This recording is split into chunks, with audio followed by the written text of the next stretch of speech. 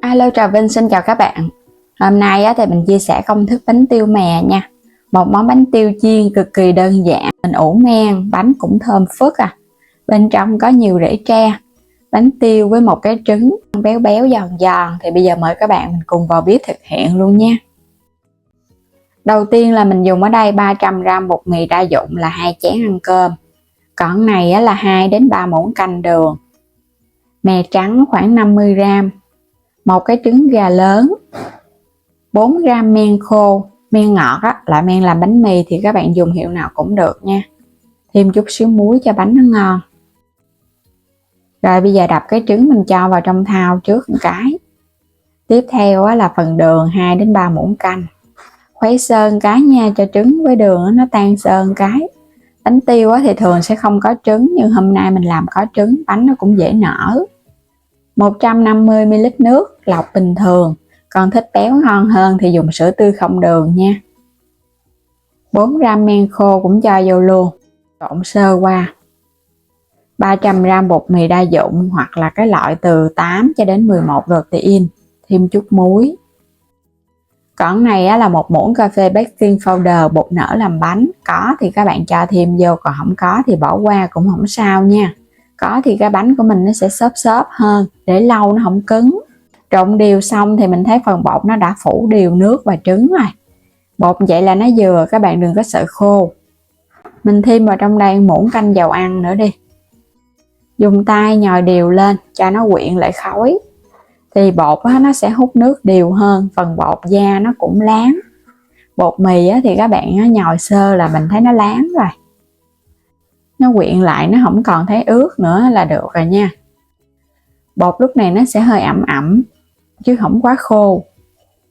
Mình sẽ đậy kín ủ men cho nó nở cỡ chừng tiếng đồng hồ.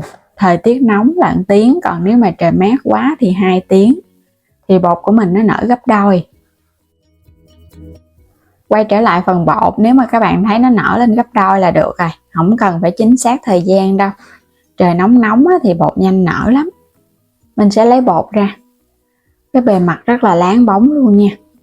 Ở bên dưới các bạn thấy phần bột nó có sủi sủi vậy nè, là bột nó đạt ngon rồi đó. Lấy nó ra tấm thảm bột. Các bạn nhớ là mình không có thêm bột khô nha. Lúc này mình thấy nó sẽ hơi dính tay, có thể thoa chút xíu dầu ăn vào trong tay nó không có dính. Nhưng mà tuyệt đối là không có cho bột khô lên, tại vì mình cho bột khô nó sẽ không bám mè. Xe cho nó dài ra rồi cái mình chia. Tùy các bạn thích cái bánh lớn hay nhỏ thì mình chia khoảng chừng 10 cái bánh đi, là mình thấy bánh nó vừa ăn.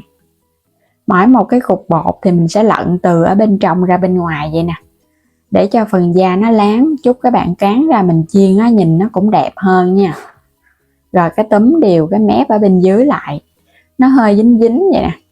Mình làm thì một chút nữa mình phủ mè nó mới bám. Còn các bạn mà cho bột khô nó không dính thiệt, nhưng mà một chút nó cũng không bám mè luôn Cứ làm lần lượt những cái viên bột còn lại. Xong rồi bây giờ mình sẽ lăn qua mè. Lăn vậy nè, bột nó đang ẩm ẩm ướt ướt các bạn lăn nó bám được mè nhiều lắm. Còn như người ta bán thì người ta đâu có lăn mè nhiều đâu, nên là phải phủ thêm chút xíu bột khô. Mình cứ cho nó lăn hết phần mè lên trên cái bề mặt bột. Vậy chúc các bạn chiên ra mè nó phủ khắp cái bánh, ăn nó ngon lắm, nó thơm phức Mình làm ăn ở nhà nên không có sợ bị hao tốn. Cứ làm nhiều nhiều ăn cho nó ngon. Xong rồi lúc này mới phủ thêm bột khô, bột mì khô thì mình mới cán bánh nó ra, nó không dính nha.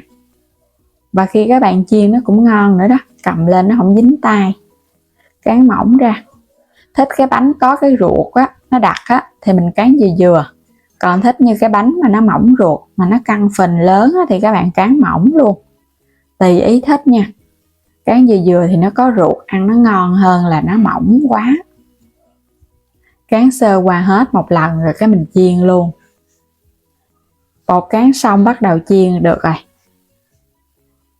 Cho dầu ăn vào trong chảo nha. Các bạn dùng cái chảo sâu lòng để cho một chút nó nổi lên trên nữa là vừa.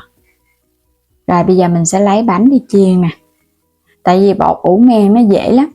Mình ủ nó đã nở rồi nên bây giờ mình đi chiên là được, không có cần phải ủ thêm nữa đâu. Khi mà dầu á, nó phải sôi quanh đũa thì mình mới chiên được, bánh nó không có bị chai. Và chiên bánh tiêu thì các bạn nhớ để lửa nhỏ vừa nha, ở mức trung bình thôi, đừng có lớn quá. Khi mà cho vô các bạn xay cái bánh vậy nè, để cho bánh nó tiếp xúc dầu. Còn mà để lửa lớn quá là nó chưa kịp nở mà nó bị khét á, tại vì trong bột mình có đường ngọt đó. Đè cái cạnh nó xuống để cho nó nở. Bắt đầu các bạn thấy dầu nó nóng đều cái bánh là bánh bắt đầu nó nở lên nè. Rồi mình trở bề một cái, đè nó xuống nha. Nhớ là phải đè nó xuống, tại vì cái bánh này nó nổi lên trên á, nó không tiếp xúc được dầu nhiều. Không đè xuống là nó sẽ không có nở. Và trở bề, lúc đầu á mới vô là phải trở bề, nó mới nở phình đều cái bánh. Vậy là bánh nó đã giòn ngon thơm phức rồi nè, lấy nó ra. Cũng lần lượt mình cứ thả vô, để mức lửa trung bình thấp, đừng có lớn quá. Nếu như bếp điện á, thì các bạn để ở mức 4/10 đi, là bánh của mình nó vừa chín. Đè cái cạnh để cho nó nở bung phần bột nè. Cái nào cũng vậy, các bạn để vô là mình đè xuống một chút xíu. Khi mà nó nở, bắt đầu mình trở bề nha. Rồi cái mình đè tiếp tục nè. Hoặc là kỹ hơn, các bạn múc dầu á, mình tưới trực tiếp lên cái bánh luôn, thì cái bánh nó nhanh nở lắm, không cần phải đè. Lấy cái giá đó, múc dầu bỏ vô, rưới lên thì nó tiếp xúc được dầu nóng, cái bánh nó cũng nở. Bánh làm bằng men á, thì dễ nở hơn bột nở lắm. Rồi vớt lên, các bạn cũng chiên lần lượt cho đến hết phần bột giống vậy nha. Khi mà nó ráo dầu thì mình sẽ gấp nó qua một bên. Nhìn cái bánh nó căng phình hấp dẫn quá chừng. Hay cái bánh đầu tiên đó, cái nào cũng nở đều và căng phình hết. Bánh tiêu mè, một món bánh từ bột mì mà mình thấy rất là dễ ăn. Từ người lớn cho đến con nít gì cũng rất là mê luôn. Chỉ đơn giản là bột, có thêm cái trứng. Có thêm cái trứng thì mình thấy nó càng ngon hơn nha. Bánh nó thơm và nó béo. Lớp mè thì nó giòn. Dễ làm mà ngon miệng. Có men á, thì mình dễ làm lắm, dễ thành công lắm. Không có bị xẹp giống như là các bạn dùng hoàn toàn bột nở đâu. Đây các bạn thấy cái bánh ngon ha. Bên trong là cực kỳ mềm xốp. Cái bánh này các bạn để qua ngày hôm sau nó vẫn xốp mềm chứ nó không cứng gì hết á. Mình chiên bữa nay nha, để ngày mai mình ăn vẫn ngon luôn. Cứ để bên ngoài bình thường, đừng có cho tủ lạnh. Bên trong nó căng phình rỗng ruột. Có thêm rễ tre nè. Cái bánh này là mình cán vừa nha. Đừng có cán mỏng quá là nó không còn cái ruột luôn á. Còn mình cán vừa thì nó còn ruột xung quanh. Nhưng mà nó nở căng đó, nên các bạn thấy ở bên trong nó rỗng. Xé cái bánh là mình cảm nhận cái độ mềm xốp chứ nó không cứng. Có mè nhiều quá nhìn nó cũng ngon ha.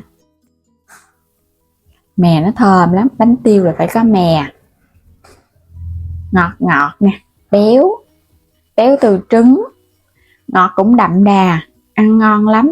Các bạn làm thử công thức của mình nha, ăn nhiều hay ăn ít đó thì có thể nhân chia nguyên liệu ra.